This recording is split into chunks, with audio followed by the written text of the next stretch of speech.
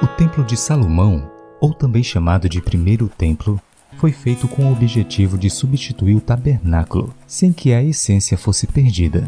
Quanto à sua arquitetura, o templo tinha 4 principais seções. A primeira, o Santo dos Santos, ou também chamada de Santíssimo, abrigava a Arca da Aliança. A segunda seção era chamada de Lugar Santo, a qual era separada por uma cortina do Lugar Santíssimo. Neste lugar ficava a mesa com os pães, o candelabro e o altar de incenso. Cercando estas 2 salas, ficava uma estrutura de 3 lados, os quais consistiam de pequenos quartos, os quais eram usados pelos sacerdotes para o armazenamento de itens do templo. Na parte da frente do lugar santo ficava o vestíbulo, com 2 grandes pilares de bronze. Na parte de fora do templo ficavam as bacias, nas quais os sacerdotes se lavavam para oficiar as cerimônias, e mais adiante ficava o altar de sacrifício. Quando um adorador se aproximava do templo, sua primeira parada obrigatória era diante do altar.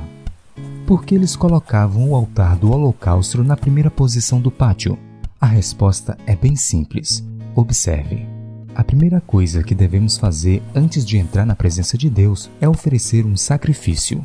Primeiro, oferecemos nossa vida como sacrifício vivo na presença de Deus e depois sim, entramos em sua presença. O princípio é exatamente esse. Primeiro morte, depois vida.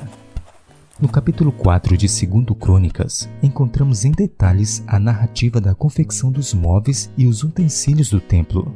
No verso inicial, encontramos a descrição do altar. Veja.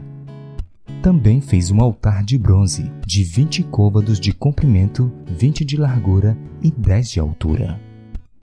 Em relação ao altar usado no santuário construído por Moisés, o altar do Templo de Salomão era bem maior. Enquanto que o primeiro era 5 côvados quadrados, o equivalente a 2,5 metros quadrados, o segundo feito por Salomão media 20 côvados quadrados, o que equivaleria a 5 metros quadrados.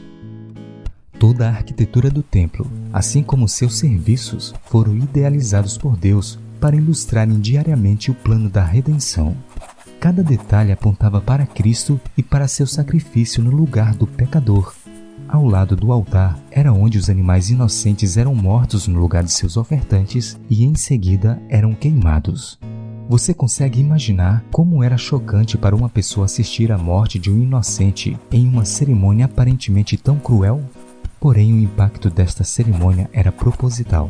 Deus já estava ilustrando para o seu povo o que aconteceria no futuro, quando Cristo, o Cordeiro inocente de Deus, seria brutalmente morto diante do universo para resgatar a raça humana.